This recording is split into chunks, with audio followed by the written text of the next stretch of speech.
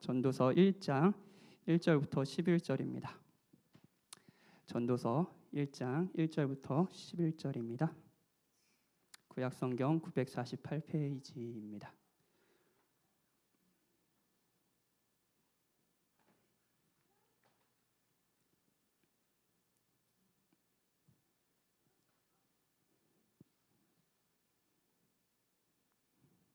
전도서 1장 1절부터 11절 우리 한 절씩 교독합시다. 다윗의 아들 예루살렘 왕 전도자의 말씀이라.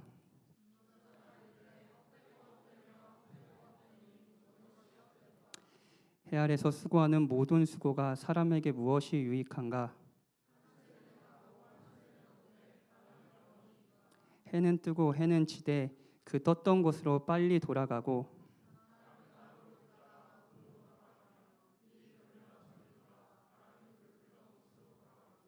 모든 강물은 다 바다로 흐르되 바다를 채우지 못하며 강물은 어느 곳으로 흐르든지 그리로 연하여 흐르느니라.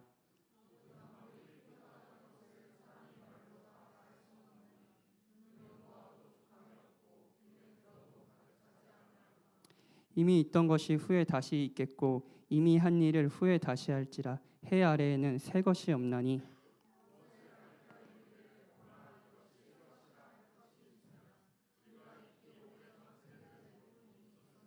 같이 읽읍시다. 이전 세대들이 기억됨이 없으니 장래 세대도 그 세대들과 함께 기억됨이 없으리라. 아멘.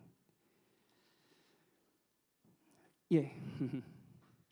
말씀드린 대로 하반기에는 한 10번 정도 할 것 같아요. 10번 정도에 걸쳐서 제 전도서를 같이 살펴보려고 합니다. 기억이 나실지 모르겠지만 저희는 올해 상반기 금요기도의 시간에 신약성경 어디를 살폈죠? 하지 말아야지 이거 진짜. 기쁨의 서신인 빌립보서를 살폈습니다. 기쁨, 그렇죠? 기쁨. 수없이 그 서신에서는 내가 기쁘다, 너희들도 기뻐해라, 복음 안에서 기뻐해라, 뭐 이런 얘기를 한다고 했죠. 근데 그 기쁨이 단순히 현재 상태일 뿐 아니라 앞으로 장차 이루어질 미래에 대한 소망을 담고 있는 전투하는 기쁨이라고 말씀을 드렸습니다. 그리고 하반기에는 균형을 위해서 조금 반대의 정서를 살펴보고 싶어요. 슬픔, 허무, 당황, 뭐 이런 정서도 사실은 우리의 일상의 삶과 아주 뭐랄까 연결돼 있는 정서잖아요. 이런 정서는 전도서라는 이 성경에 전반적으로 깔려 있는 정서입니다.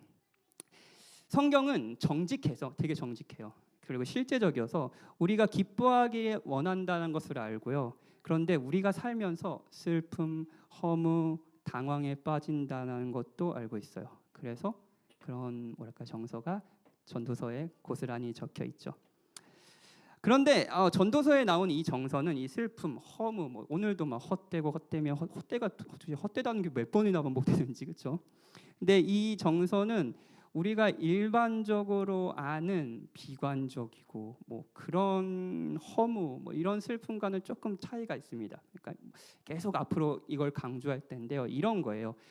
전도서의 핵심적인 주제는 이런 겁니다.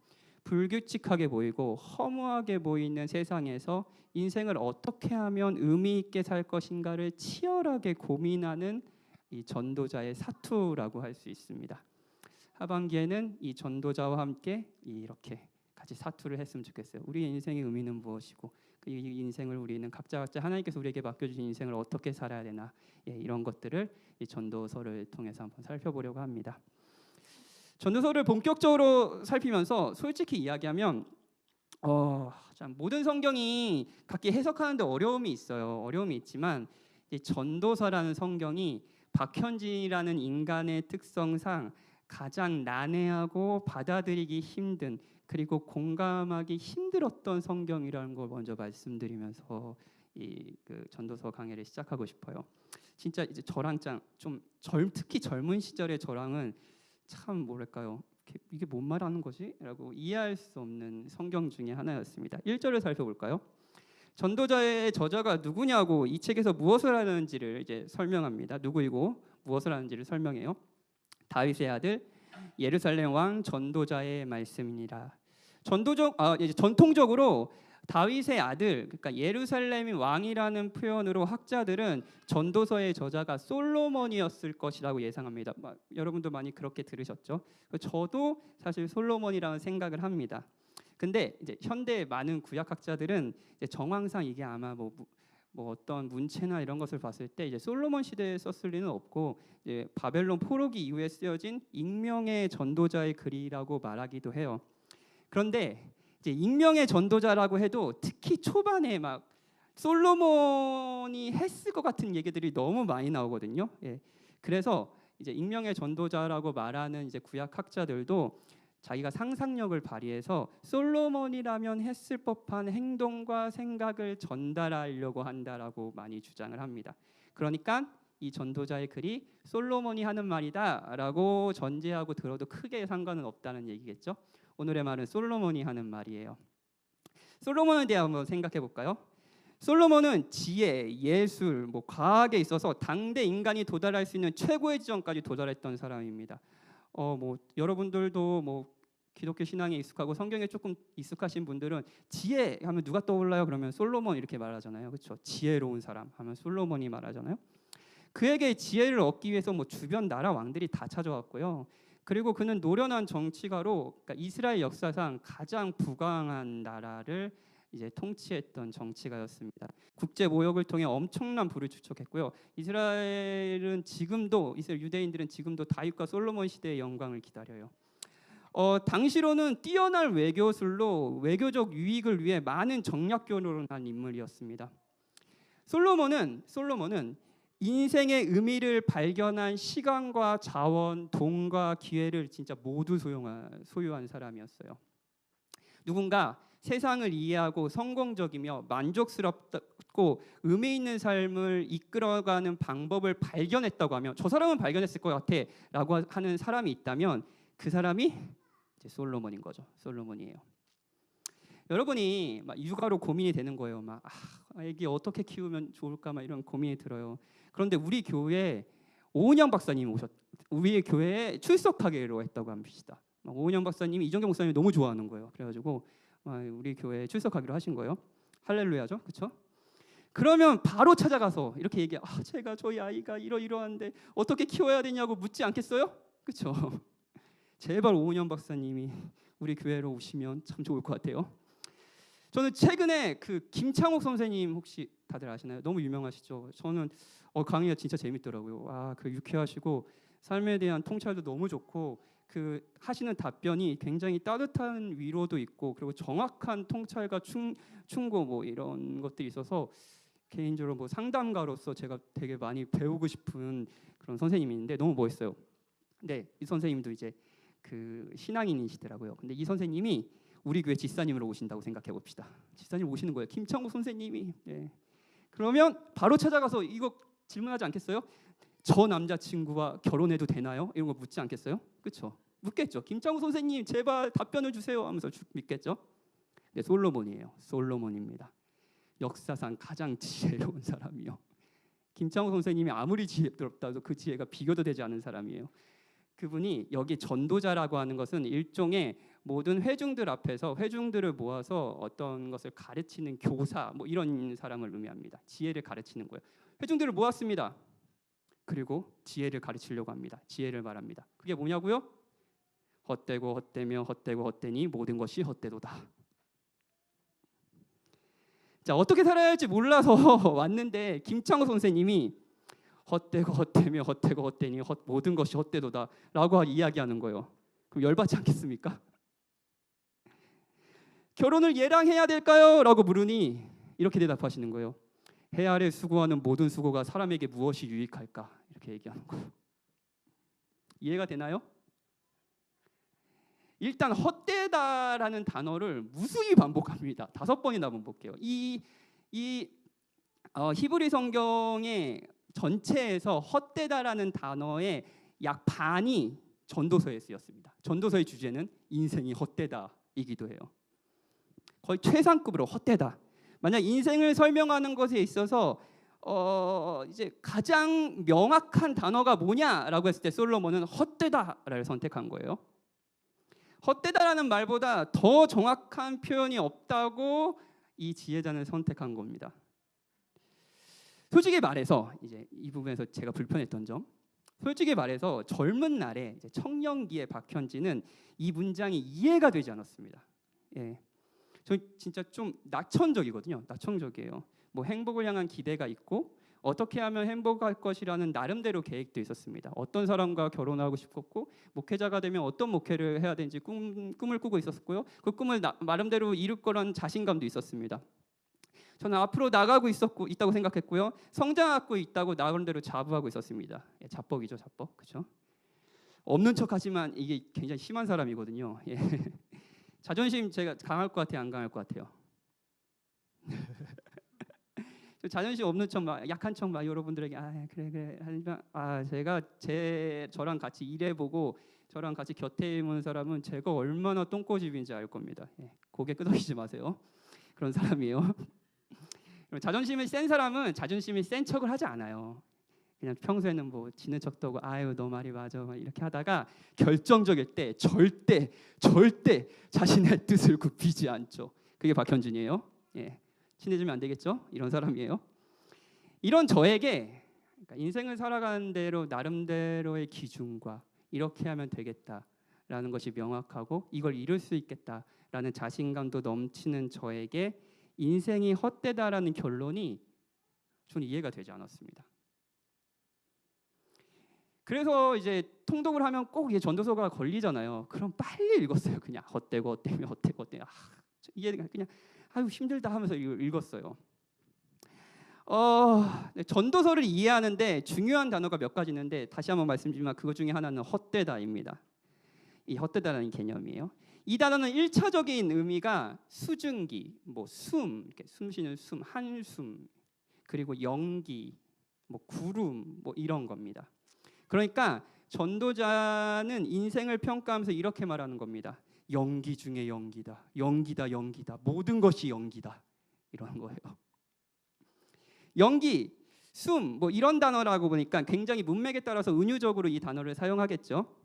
일단 이 단어는 여러 가지 의미를 지는 문맥에 따라서 여러 가지 의미를 지는데요. 그리고 전도서에서도 이 의미가 계속 이렇게 왔다 갔다 합니다. 첫 번째는 이런 의미예요. 아무 의미가 없는 공허함입니다. 공허함이에요. 구름을 멀리서 요즘 가끔씩 여기 너무 높잖아요. 이렇게 전망도 좋고 그러면 구름이 너무 예뻐요. 그러면 여러분들 막 여기서 구름 사진 찍고 막 그러는데 구름이 멀리서 보면 진짜 이쁘잖아요. 막 멋있잖아요. 그렇죠?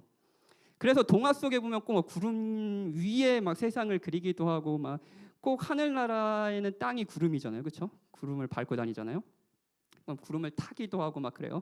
그런데 우리가 구름 속으로 들어간다고 합시다. 비행기를 타고요. 구름을 잡을 수가 있나요? 탄다는 것은 말이 안 되죠. 그렇죠? 구름이 땅이 되고 밟고 뭐 디딜 수 있다는 것도 말도 안 됩니다. 멀리서 보면은 멋있지만 잡으려고 하면 잡히지 않은 거예요. 무의미한 거죠. 다시 한번 말씀드리면 청년기에 저는 인생을 살아가는데 행복할 수 있다라는 계획이 있었고 그걸 이루려는 구체적인 목적도 있었습니다. 저는 목회가 결혼이 아빠가 된다는 것이 저에게 구름일 때가 많이 있었습니다. 멀리서 보면 진짜 멋있는 거예요. 저런 가정을 내가 이룬다면, 내가 저런 아빠가 된다면, 저런 목회자가 된다면, 그래서 청년들에게 이런 설교를 할 수 있다면 나는 할 수 있고 나는 행복해질 거야 라는 일종의 기대죠. 구름이에요. 구름을 탈 수 있을 것이라고 상상했지만 막상 목회자가 돼보고 막상 아빠가 돼보고 다 이뤘어요. 대단하지 않아요? 꿈을 다 이뤘어요. 예. 됐는데 구름은 잡히지 않는 수증기에 불과했습니다. 그리고 저는 젊었을 때보다 조금 더 전도자의 이 말을 이해하게 됐죠. 이 단어는 일시적인 것을 의미하기도 해요. 지속성이 없고 실체도 없고 덧없고 멋지고 웅장해 보이지만 순식간에 전부 사라져 아무것도 남지 않는 거예요. 안개가 그렇잖아요. 안개가 아침에는 이렇게 자욱하지만 해만 뜨면은 확 사라져 버리잖아요. 실체도 없이요. 그렇죠? 이게 인생을 표현하는 솔로몬의 말이라는 거예요. 자, 15층 인테리어 너무 멋있지 않아요? 그렇죠? 아직까지 멋있죠? 그렇죠? 좋은 공간을 얻었잖아요. 그런데 1년 뒤에도 똑같을까요? 아니요. 지루해지고 이곳이 불편해질 겁니다. 더 나은 인테리어를 우리는 꿈꾸겠죠. 이 공간의 멋짐은 일시적이고 우리는 곧 지루해집니다. 작년에 29년 만에 제가 응원하는 LG 트윈스가 우승을 했어요. 29년 만이요. 무려 29년입니다. 한 사람이 한 살 때 태어났으면 29살이 됐을 나이. 대단하지 않습니까? 저는 29년간 기다렸습니다. 그리고 우승과 함께 눈물을 터뜨렸죠. 우와, 이런 날이 오는구나. 그런데 그 기쁨은 안개처럼 사라졌습니다. 올해도 역시 LG는 예년과 같이 죽을 쓰고 있고 저는 작년의 우승의 기쁨을 잃어버렸습니다. 야구, 헛되며 헛되며 헛되고 헛되니 야구도 헛되도다. 그렇죠? 이 단어는 한편으로 당혹스러움을 의미하기도 합니다. 당혹스러움이요. 수수께끼 같은. 우리는 어떤 삶에 어떤 의미나 가치가 있어야 한다고 생각하지만 여러분은 나름대로 이런 삶이 가치 있는 사람이야. 이런 삶, 이 가치 있는 삶을 위해서 나는 이런 행동을 할 수 있고 이렇게 하면 나는 더 가치 있게 될 거야 라는 기대가 있을 겁니다. 근데 그것이 끊임없이 비껴가기 때문에 그 핵심에 도달할 수 없는 거죠. 당혹스럽죠? 분명 이것이 인생의 의미라고 생각했는데 그걸 가져도 그걸 잃어도 삶은 바뀌지 않습니다. 이렇게 사는 것이 나름대로 가치 있는 삶이라고 생각하고 계속 그 삶을 살아갔는데 현실은 선하지 않아요. 현실은 고통스럽습니다. 현실은 바뀌지 않습니다. 당혹스럽죠. 제가 인생에서 느끼는 것은 당혹스러움입니다. 이건 20대의 박현진은 모르는 인생이었어요. 42살의 박현진은 당황하고 있어요. 여러분은 어떠십니까? 이제 조금 이 말이 이해하게 됐나요? 헛되고 헛되며 헛되고 헛되니 모든 것이 헛되도다. 지금의 저는 42살의 박현진은 자기계발서의 자신감이 조금 부담스럽습니다. 자기계발서들은 나름대로 이렇게 얘기합니다. 이렇게 행동하고 너의 삶을 고치고 하면 이 목표에 도달할 수 있고 너는 지금보다 더 나은 사람이 될 거야 라는 이 주장을 젊은 박현진은 마음에 품었습니다. 그리고 온갖 자기계발서를 그 2000년대 초반에는 자기계발서의 시대였거든요. 그 당시에 유행하던 자기계발서를 다 읽었습니다. 교보문고에 맨날 가가지고요. 그런데 지금의 박현진은 의문을 품습니다. 정말 그렇게 하면 이 사람이 말한 대로 행복해질까? 정말 이렇게 되면 나의 인생은 더 나은 삶이 될까?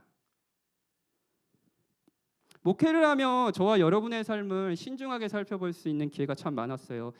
진짜 가까이에서 여러분이 어떻게 사는지, 어떤 삶의 고민들을 하며 살아가는지 그거를 계속 알아갔습니다. 10년이 넘게요. 근데 그 결과 삶은 당혹스럽습니다. 삶에는 설명할 수 없는 수수께끼와 불공평함, 인생의 가장 좋은 것조차 무의미하고 쓸모없게 만드는 듯한 죽음, 이런 것들이 가득하기 때문이에요. 지난주만 해도 똑같은 날에 아침에 한 생명이 태어났고요. 한 성도가 아버지를 잃었습니다. 같은 날에요. 그리고 아버지를 잃은 성도의 뱃속에는 다음 달에 태어난 아기가 있었죠. 이 수수께끼를 풀 수 있겠습니까? 왜요? 하나님, 한 달만 더 그 손주를 보고 가게 하시면 안 됐습니까?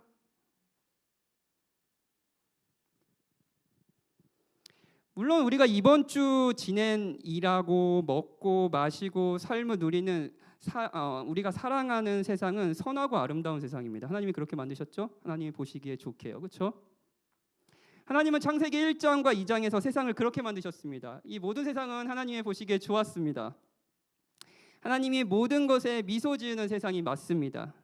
하지만 우리가 사는 세상은 이것만으로 설명할 수 없습니다.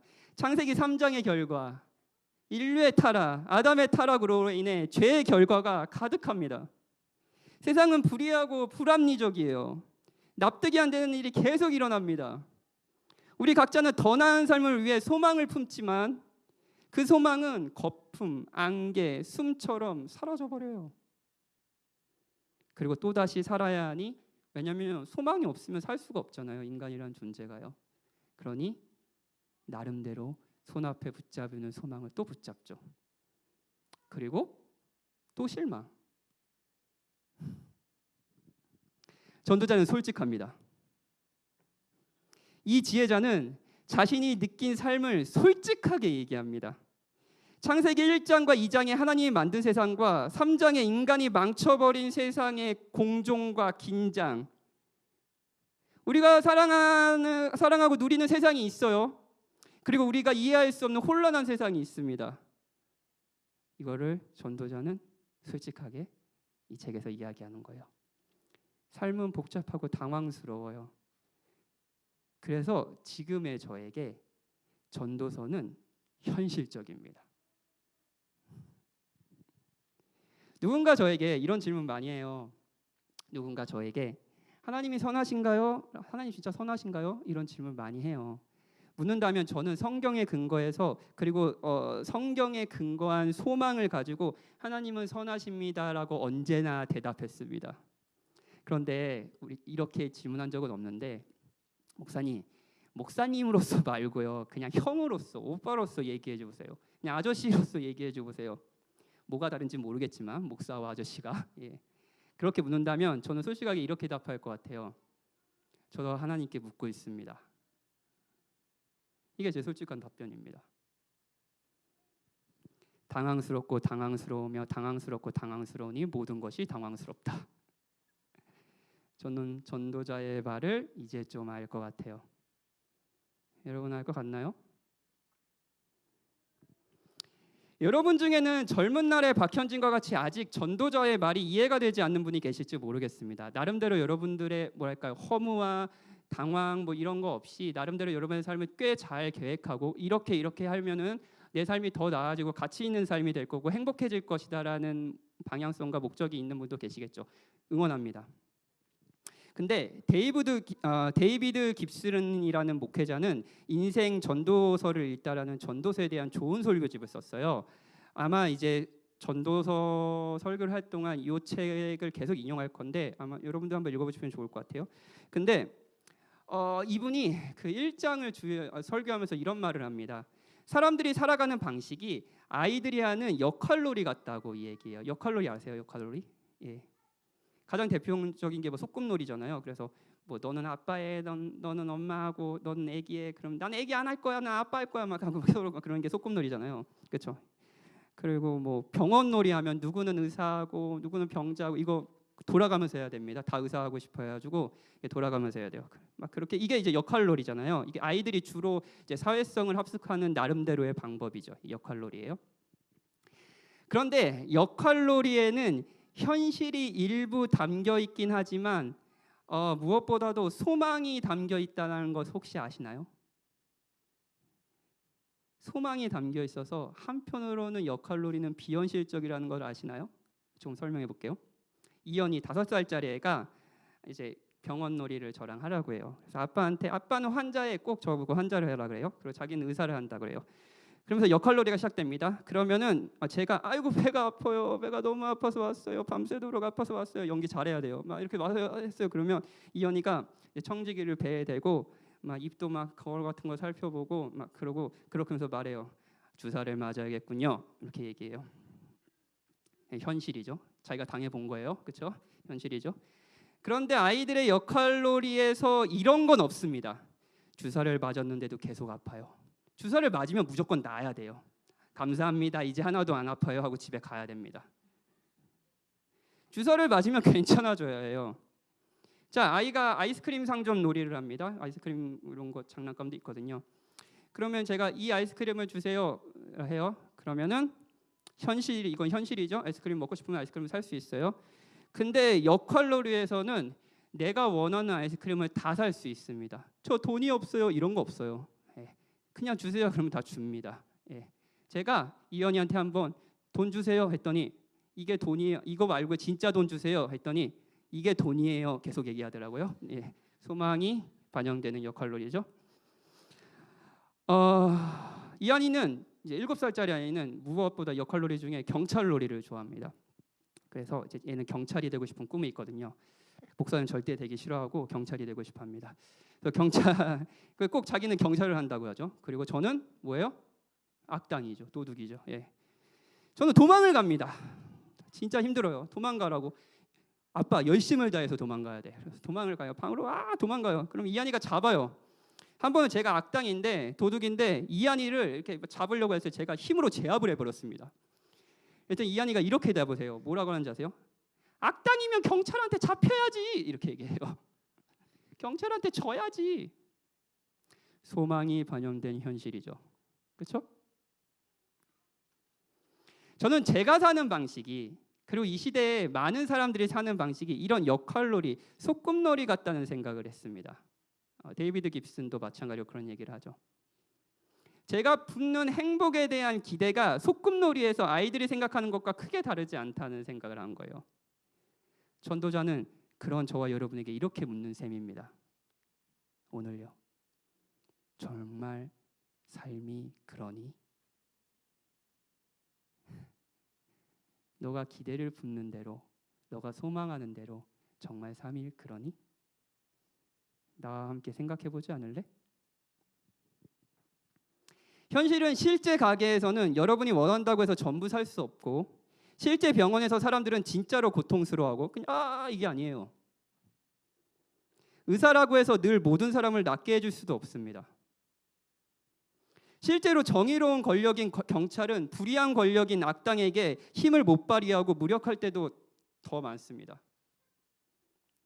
언젠가 역할놀이를 하는 이한이, 이현이도 자신이 생각했던 세상이 정말 그렇지 않다는 것을 알게 되겠죠.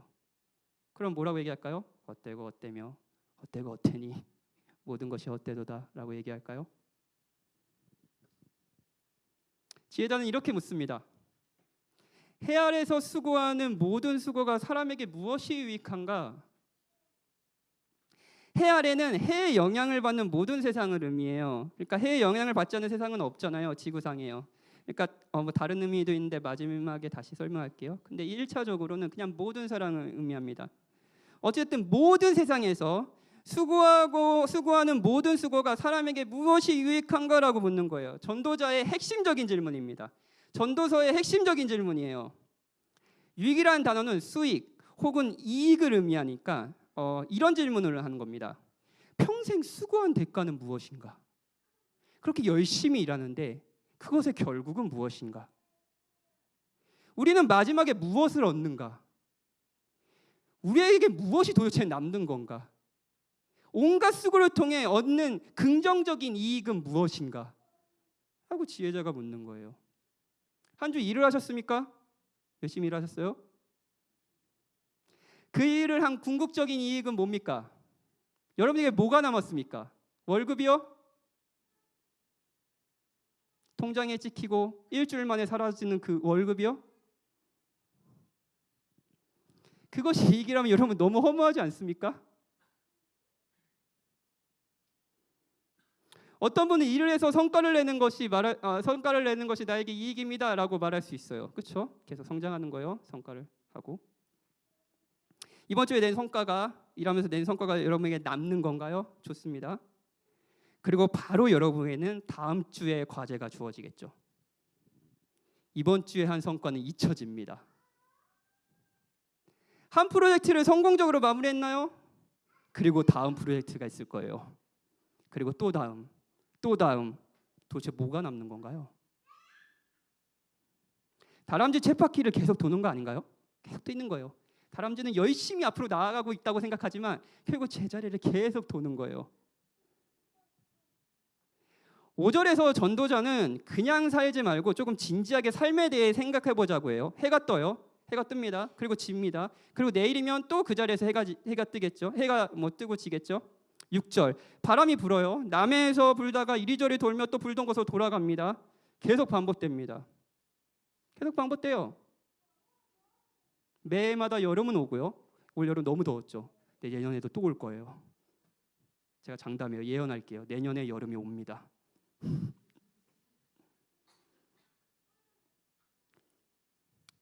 9절 이미 있던 것이 후에 다시 있겠고 이미 한 일을 후에 다시 할지라 헤아래는 새 것이 없도다. 세상이 매일 새로워지는 것 같나요? 새로워지는 것이 있죠. 그런데 역사 속에 존재했던 모든 인간은 아무리 뛰어난 사람이라도 태어나서 누군가의 돌봄을 받고 돌봄을 받지 않고 자란 사람은 아무도 없습니다. 아무런 엄청난 위인이라고 해도요. 그 돌봄 안에서 안전을 누렸지만 한편으로 동시에 위협을 느꼈습니다. 공부했고 일을 했습니다. 먹었고 누군가를 사랑했습니다. 그 사랑은 행복했고 한편으로는 실망했습니다. 사랑을 얻었지만 사랑을 잃었습니다. 그리고 죽었죠. 여기서 예외인 사람이 있나요? 새로운 것이 없습니다. 박현진이든 서구목 전도사님이든 그리고 여러분이든 오강일 강도사님이든 새롭지 않아요. 이렇게 살다 죽을 겁니다. 무섭나요? 문명이 발달했어요. 문명이 발달했어요. 가상의 세계에서 이정규 목사님이 이번 주 설교했을 때 그 조너선 화이트 예화를 들으면 그 가상의 공간이 너무 많이 발달했다 그랬잖아요. 그렇죠? 근데 그 가상에서 사람을 만나고 교제하는 거 정말로 예전에 없었던 세상이에요. 그렇죠? 그런 세상이었어요. 그런데 그 가상 세계도 똑같습니다. 사랑이 있고요. 죄가 있어요. 비교가 있고요. 질투가 있어요. 새 것이 있나요? 지금 여러분이 하는 사랑, 그 사람은 새로운 사람입니까? 또 예전 사랑이 지루했던 것처럼 지금의 사랑도 지루해지진 않겠습니까? 새 것이란 확신이 있죠. 근데 곧 이렇게 얘기할걸요? 얘도 똑같아.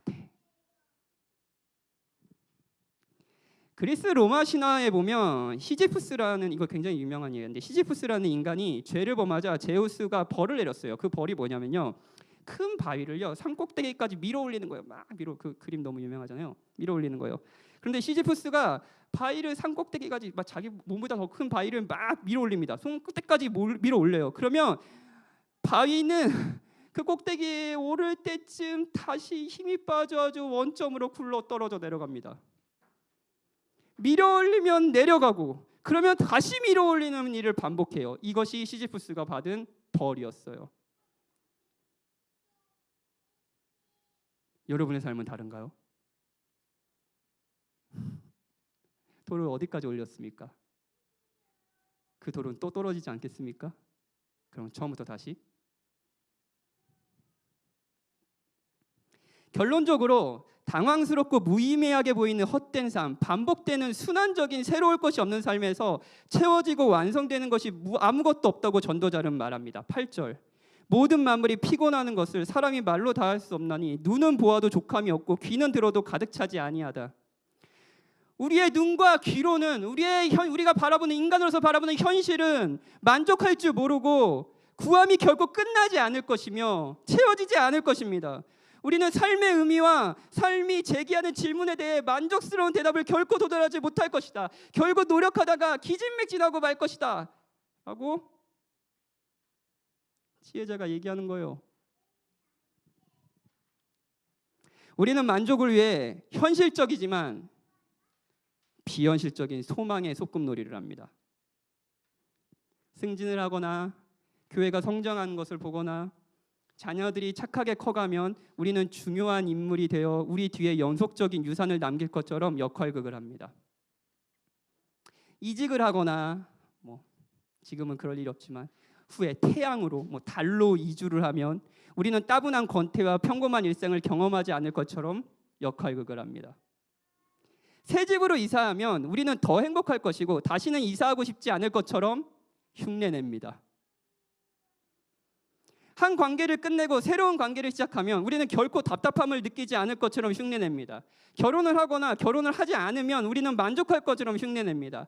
더 많은 돈이 있으면 우리는 흡족할 것처럼 흉내내고 이번 주에 빨랫감과 더러운 식탁보와 쇼핑 품목과 자녀들의 등하교와 분주한 저녁을 끝마치면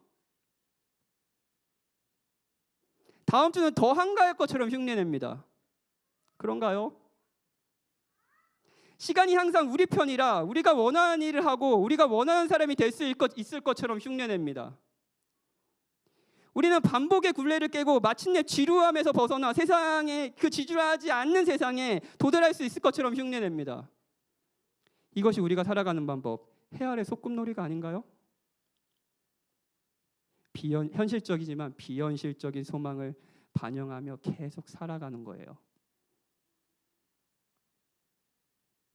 우리는 영원히 반복되는 세상에서 변화를 갈망하고 반복을 중단할 방법을 꿈꿔요. 내일은 달라질 것이라 기대합니다. 이 사람을 만나면, 결혼한다면 난 지금과 같지 않을 거야. 끊임없이 변하는 세상에서 영속적인 삶을 갈망하고 그것을 성취하기 위해 분투합니다. 보상이 더 많다고 생각되는 다른 미래에 맞추어 더 나은 자아를 조정하며 삶을 허비합니다. 그리고 그 와중에 우리 모두는 결코 영원하지 않을 것, 우리 자신을 영원하게 만들려 애쓰고 결코 통제되지 않는 것, 세상을 끊임없이 변화를 통해 통제하려고 애씁니다. 그리고 실패하죠. 세상의 계절과 자연의 순환은 기꺼이 왔다가 사라지지만 또 내년에는 더운 여름이 올 테지만 그건 우리에게 해당 사항이 없다고 믿기 위해 고군분투해요. 이게 여러분이 살아가는 방식입니까? 그러면 여러분 잠시 멈추십시오. 그리고 생각해 보세요. 그 삶이 결국 여러분에게 무엇을 주겠습니까?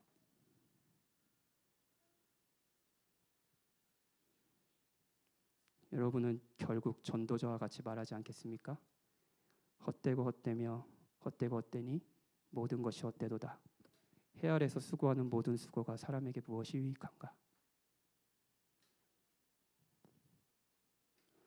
전도자는 우리의 삶을 현실적으로 보라고 이야기합니다. 죽음이 없는 듯 사는 삶, 지금의 열심 있는 삶이 나를 더 나은 사람으로 만들어줄 것이라는 확신, 저 사람의 사랑을 받으면 저것을 가지면 행복할 것이라는 맹신, 돌을 열심히 산을 위에 올리고 있습니까? 곧 그 돌은 다시 떨어질 겁니다.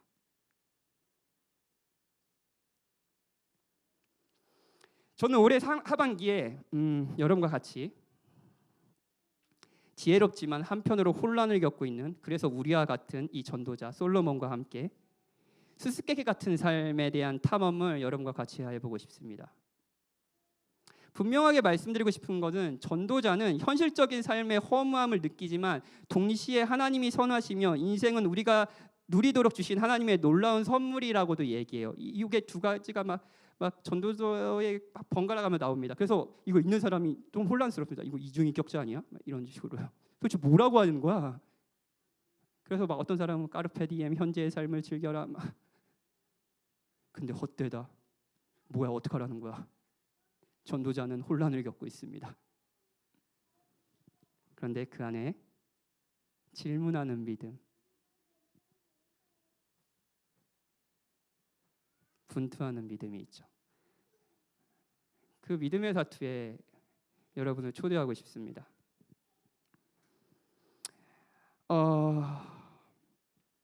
우리의 세계가 당혹스럽고 무서운 현실을 부정하거나 무시하는 피상적인 믿음이 아니라 대답 없는 질문과 함께 살면서 살아계신 하나님을 계속 신뢰하는 믿음으로 사는 거예요. 이걸 하반기에 여러분과 같이 해보고 싶어요.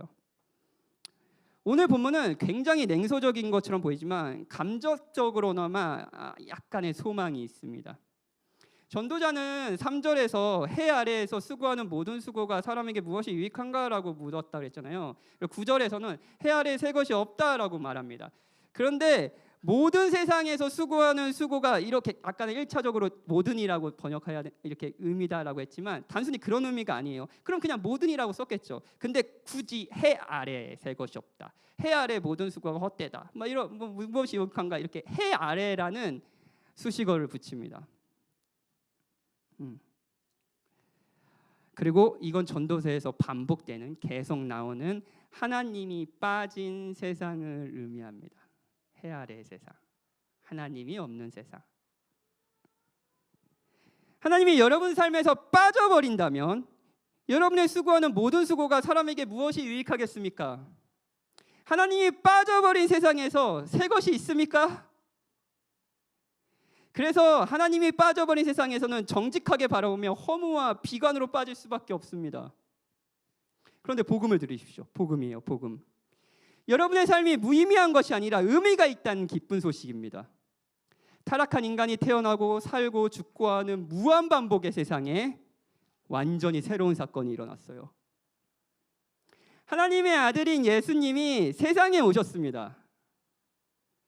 예수님은 유대인들에게 이렇게 말씀하셨어요. 요한복음 8장 23절이에요. 너희는 아래에서 났고 나는 위에서 났으며 너희는 이 세상에 속하였고 나는 이 세상에 속하지 아니하였느니라. 이런 말씀이세요.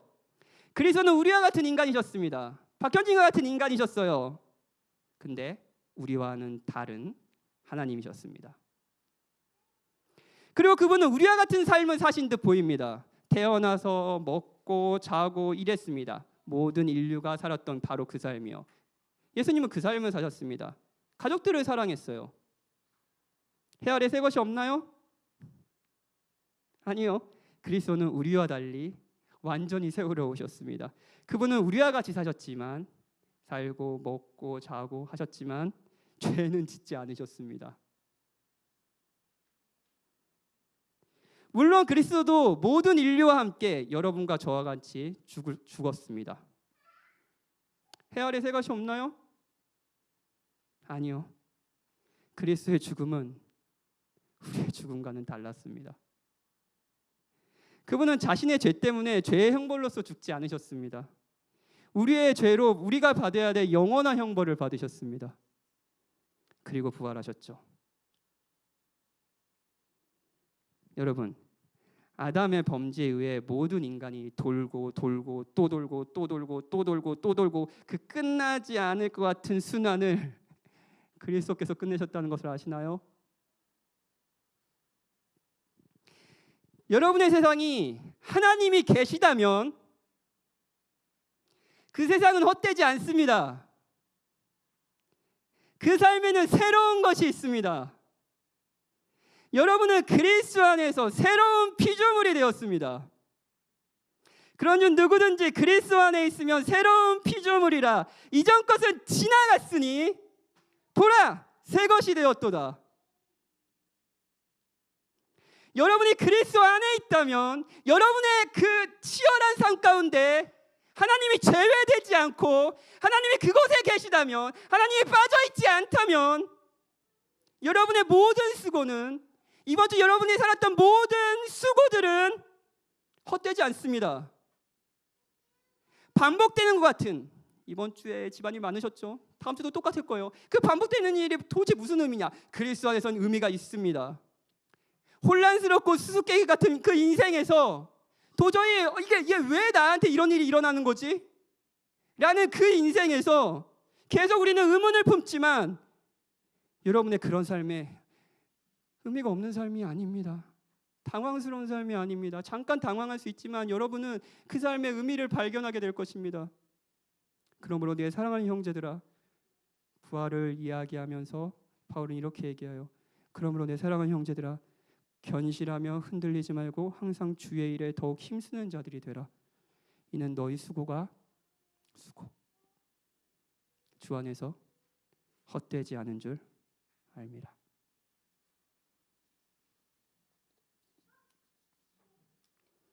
여러분, 우리의 수고가, 일주일에 여러분의 삶이 주 안에 있지 않으면, 우리의 삶이 하나님과 무관하면 우리의 삶은 아무 유익이 없습니다.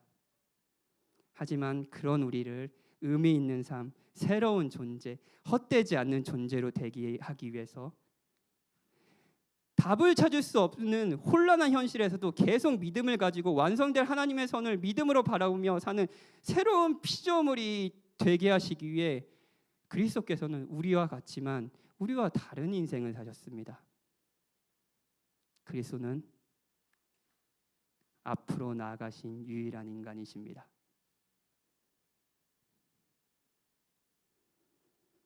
그리스도를 바라보면 여러분은 이제 인생에 대한 완전히 새로운 인식을 갖게 됩니다. 그리스도께 오십시오.